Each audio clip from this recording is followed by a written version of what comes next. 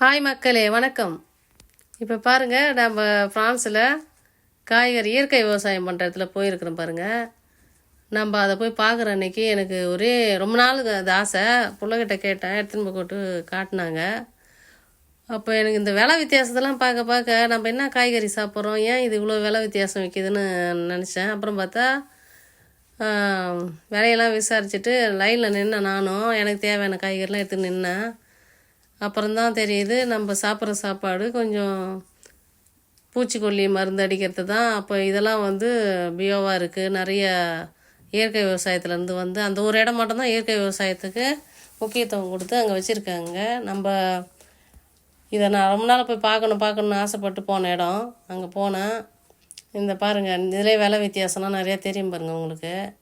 இப்போ நம்ம ஊர் ரேட்டுக்கு யூரோப்பு கண்ட்ரிலாம் எவ்வளோ காசு இந்தியன் மணிக்கும் இங்கேயும் எவ்வளோ போகுதுன்னு உங்களுக்கு பார்த்தா தெரியும். கிட்டத்தட்ட 10 யூரோனா 1000 ரூபா ஒரு கிலோ. நான் இந்த பழத்தை எடுத்து காட்டுறேன் பாருங்கள், பார்த்துட்டு. ஆனால் நான் அதெல்லாம் வாங்கலை. இது திருநீற்று பச்சைன்னு சொல்லுவோம் நம்ம. இங்கே அது சமையலுக்கு பயன்படுத்துகிறாங்க. உருளைக்கிழங்கு, ஸ்வீட் பொட்டேட்டோ அப்படி சொல்கிறாங்கல்ல, அது எல்லாமே இருக்குது. கேரட்லாம் நம்ம ஊரில் பலன்னு வச்சுருப்பாங்க. அதெல்லாம் பார்த்தா நம்ம அப்படியே வாங்கணும்னு ஆசைப்படுவோம். இங்கே பாருங்கள், இது நம்ம ஊர் சொரக்காய் மாதிரிங்க. இது க்ரொஷாத்துன்னு சொல்லுவாங்க. அது நம்ம இங்கே கூட்டு வைப்போம் வாங்கி. இது எல்லாத்தையும் பார்த்துட்டு எனக்கு என்ன தேவையோ அதை வாங்கினேன் நான். அப்போ இதை வாங்கிறதுக்குன்னு மக்களே நான் இந்த தக்காளிலாம் பாருங்கள் எவ்வளோ இதாக இருக்குன்னு. தக்காளி நம்ம ரெட் கலரில் தானே பார்த்துருப்போம். மருந்து போட்டு பழுக்க வைக்கிறது பழுகுது மக்களே. அந்த ரெட் கலரில் இருக்கிறதுலாம் விலை சரியாக தெரியல, அதனால் உங்களுக்கு கை வச்சு காட்டுறேன் நான். அதை கிலோ 5 யூரோன்னு சொல்கிறாங்க. இந்த தக்காளிலாம் கிட்டத்தட்ட 500 ரூபா ஒரு கிலோ. இதே தக்காளி 4 யூரோ 3 யூரோக்கெலாம் மார்க்கெட்டில் விற்கும். இது ஒரே ஒரு பீட்ரூட் பாருங்கள்.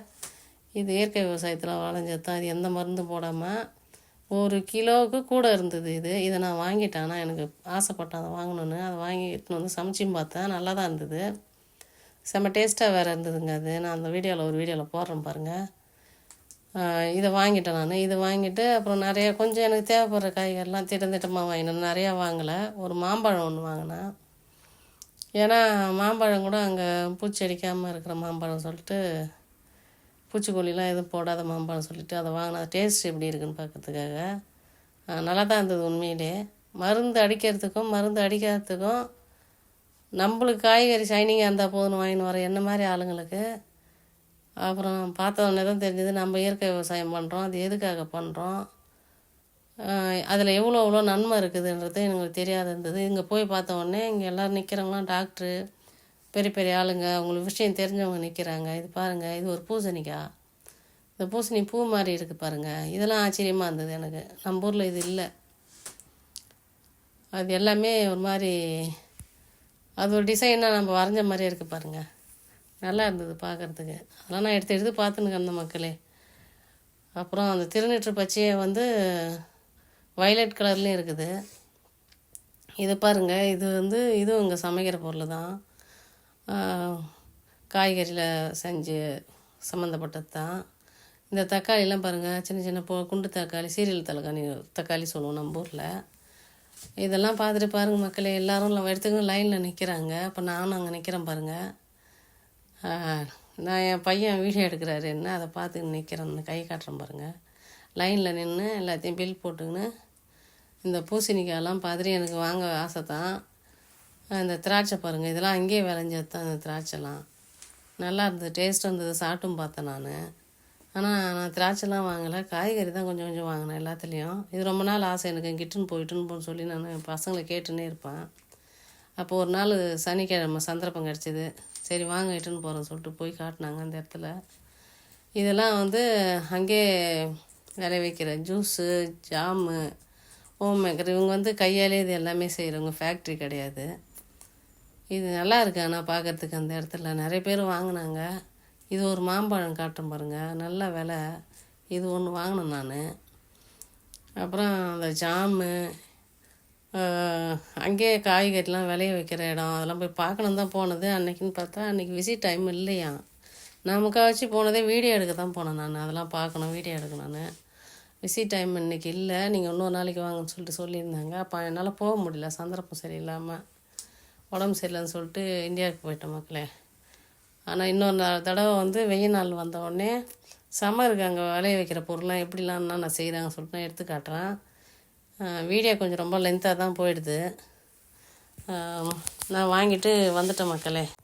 எல்லா பொருளும் வாங்க முடியல. ஆனால் இதெல்லாம் நிறையா இது வந்து ஆல்பாவோட பழம்னு சொல்லுவாங்க தெரியுங்களா, இந்த அப்ரிக்கோன்றாங்க இங்கெல்லாம். அப்புறம் அவகடா, இது எல்லாத்துக்கும் விலை அங்கே இங்கே எழுதியிருக்கு மக்களே. நம்ம வந்து பார்த்துட்டு தேவைப்பட்டால் எடுத்துக்கலாம். எனக்கு அவகடா வாங்குகிற ஐடியாலாம் இல்லை, அதை வாங்கவே இல்லை நான். அப்போ இந்த பூசணிக்காயெல்லாம் கைக்கு அடக்கமாக சின்ன சின்னதாக அழகாக இருந்ததுங்க மக்களே. இது வந்து நம்ம ஊரில் கிர்னி பழம் சொல்லுவோம், அந்த பழம் இது. ஒன்று ஒரு பீஸே வந்து 5 ஈரோ 6 ஈரோன்னு இருந்தது. ஆனால் இது மார்க்கெட்டில் வந்து நம்ம பார்த்து வாங்கும்போது இது ஒன்று வந்து 1.50 1 ஈரோ அப்படிலாம் இருக்கும். இதுக்கும் அதுக்கும் ஏன் இவ்வளோ விலை வித்தியாசம்னு எனக்கு அப்போ தெரியல. அப்போ நான் கேட்டேன் எங்கள் பையனை. அப்போ அவர் சொன்னார், நீங்கள் வந்து வாங்குகிற பொருளுக்கு எங்கே விளையுதுன்றது தான் முக்கியம். அது நிறையா வந்து பிஸ்னஸ்க்காக செய்யறதும், இது வந்து நேச்சருக்காக நம்ம உடம்பு நல்லா ஹெல்த்தியாக இருக்கிறதுக்காக, நோய் நொடி இல்லாமல் இருக்கிறதுக்காக இது செய்யறது. எல்லாம் அதுவும் இதையும் ரெண்டும் ஒன்றா ஒப்பிட்டு பார்க்க முடியாது மாமான்னு சொன்னார். சரி, ஓகே, நம்மளுக்கு இதை பார்க்குறது தான் வந்தது. என்ன ஒரு திருப்தியாக இல்லைன்னா நம்ம நேராக போய் விளையிற இடத்துல பார்த்து அதை உங்களுக்கு நான் வீடியோ எடுத்து காட்டணுன்ற ஐடியாவில் தான் போனேன்னு. அப்போ எல்லோரும் நிற்கிற இடத்துல நானும் ஒரு 4-5 பொருள் எடுத்துன்னு போய் லைனில் நிற்க ஆரம்பிச்சிட்டேன் மக்களே. ஆனால் எனவே நல்லா தான் இருந்தது, சூப்பராக இருந்தது. அந்த இடத்துல வந்து சின்ன சின்ன குழந்தைங்கள்லாம் வச்சுக்கின்னு வாங்கினாங்க. அந்த குழந்தைங்கெல்லாம் வந்து பச்சையாகவே அப்படியே கழுவாமே எடுத்து சாப்பிட்டாங்க. அவங்க கம்முன்னு தான் இருக்காங்க. அதே மார்க்கெட்டில் ஒரு பொருள் எடுத்து நம்மளே எடுத்து வாயில் வச்சா கூட நோ அதை கழுவிட்டு தான் சாப்பிட்ணுன்னு சொல்லுவாங்க. ஆனால் இந்த இடத்துல பாருங்கள், யாருமே அந்த குழந்தைய கூட நீ சாப்பிடாத அது அப்படிலாம் சொல்லவே இல்லை. நான் பார்த்துன்னு தான் இருந்தேன். அதெல்லாம் பார்த்துன்னு இருந்துட்டு சரி மக்களே, எல்லாத்தையும் வாங்க முடியல. ஆனால் நாம் எடுத்துன்னு போன காசுக்கு பத்தலை. வெளியில் வந்துட்டோம். வெளியில் வந்துட்டு இதுதான் அந்த ஃபார்மர் இருக்கிற இடம் பாருங்கள். நான் வெளியில் போயிட்டேன். வீடியோக்குள்ளே வந்து சும்மா என்ட்ரு ஆகிறோம் பாருங்கள். வீட்டுக்கு போகிற சமயத்தில் வெளியில் வந்துட்டு இப்போ இங்கே தான் விளையிற இடம். இன்னொரு நாளைக்கு விசிட் டைம்னு சொல்லிட்டு போடுவாங்களாம் பேப்பரில். போடும்போது பாருங்கள், ஒரு ஃபார்மரு நம்ம நிலத்தில் விளையிறத நம்ம எடுத்துன்னு வச்சு எல்லாத்தையும் விற்றுங்க கிடப்பாங்க. ஓகே மக்களே, பாருங்கள், இந்த வீடியோ எண்டுக்கு வந்துட்டோம். இன்னொரு தடவை வந்து நான் அந்த இடத்துல போய் வீடியோ எடுத்து காட்டுறேன். உங்களுக்கு என்ன வீடியோ போடணும், என்ன பற்றி போடணும், எதை பற்றி தெரிஞ்சுக்கணும், ஃப்ரான்ஸில் இருக்கிறாங்க நீங்கள், இதை பற்றி போடுங்கன்னு சொல்லுங்கள். நான் வந்து போட்டு உங்களுக்கு எடுத்து போகிறேன் மக்களே. பாய்.